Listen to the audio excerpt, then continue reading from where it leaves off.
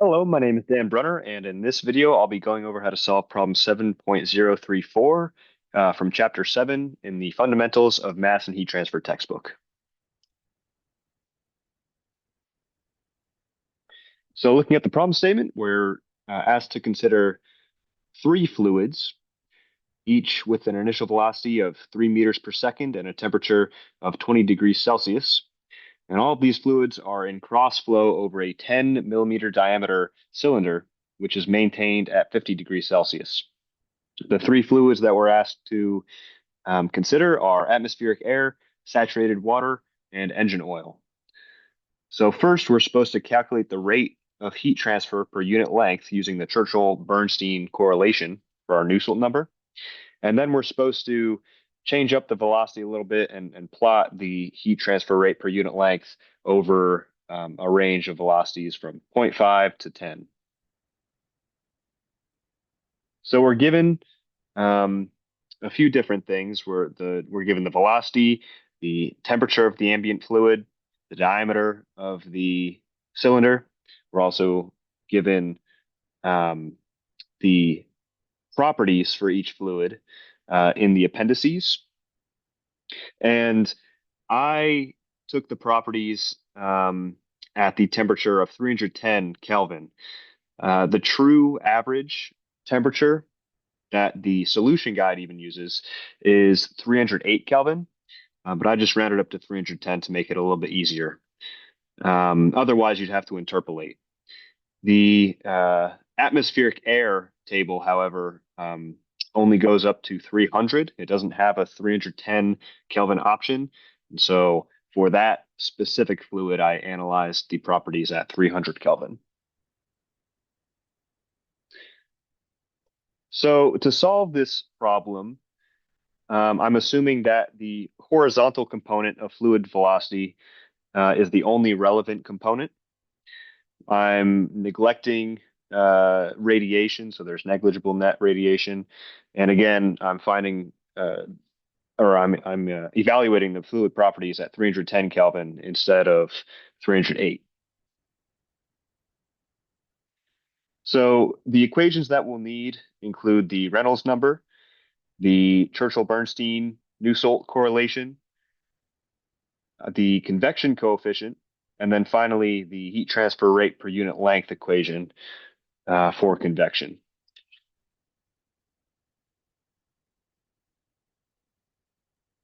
So to go through and solve this problem, I did the atmospheric air case by hand, and the rest I completed using MATLAB. So I'll show you that script later. But first, I'll go through my hand calculation. So before I could use the Churchill-Bernstein-Nusselt correlation, I had to first calculate the Reynolds number. And so I did that using the properties that I found from the appendix table. And one of the key checks to make sure that the Churchill-Bernstein correlation equation is able to be used is this right here, where you have to multiply the Reynolds number and Prandtl numbers together. And if that product is greater than 0.2, then the Churchill-Bernstein-Nusselt correlation can be used. And so for the atmospheric air case, and actually for every case, um, the product of the Reynolds number and Prandtl numbers um, uh, is greater than 0.2. So then, after calculating the Reynolds number, I went through and found the Nusselt number for atmospheric air. Um, then, using that Nusselt number, I calculated the average convection coefficient.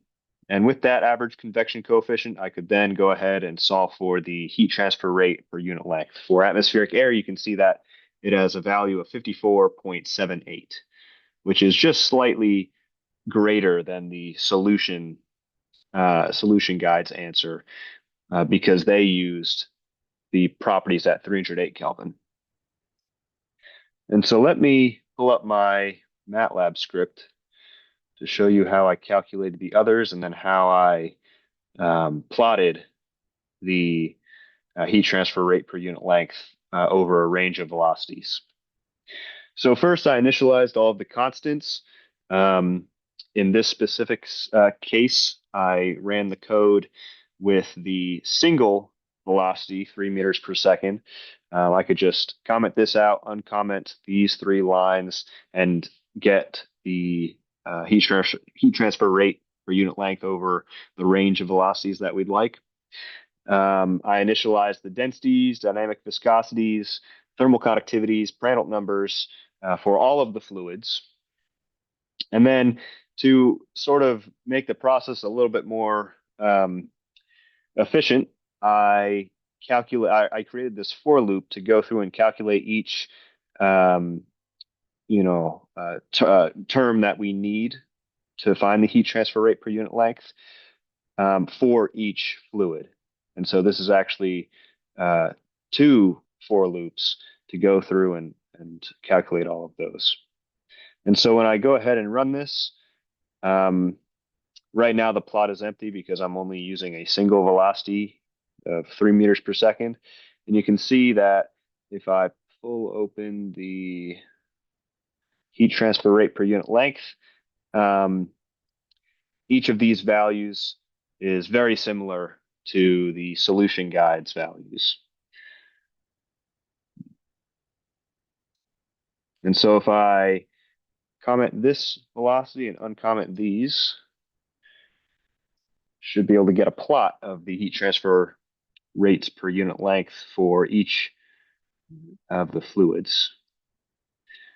And indeed I can. So you can see that the saturated water fluid has the largest range of heat transfer rate per unit length as you increase the velocity from 0.5 to 10. The other two, engine oil and atmospheric air, are quite similar, at least relative to the saturated water. And just for fun, I included the gaseous form of saturated water as well, because the numbers were very easy to pull from the table. They were right next to each other. Um, so with that, that is how you solve problem 7.034. Thank you.